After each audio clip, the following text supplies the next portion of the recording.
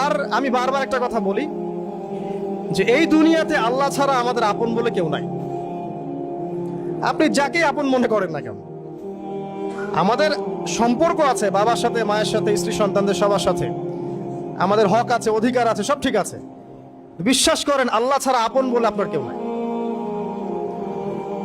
স্ত্রী সন্তান থেকে খুব আপন মনে হয়, আপনার মৃত্যুর পর 40 দিন সময় লাগবে না সব ভুলে যেতে।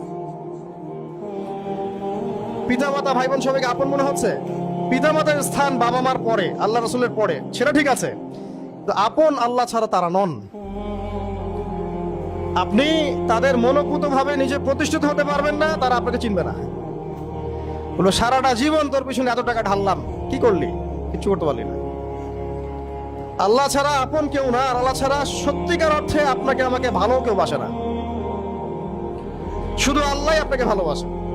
এটা আপনারা হারে হারে উপলব্ধি করবেন যত দিন যাবে ইনশাআল্লাহ। তাই শুধু সেই আল্লাহর জন্যই নিজেকে খালেস করে দেন, আর যার যার হক তাকে তাকে দিয়ে দেন।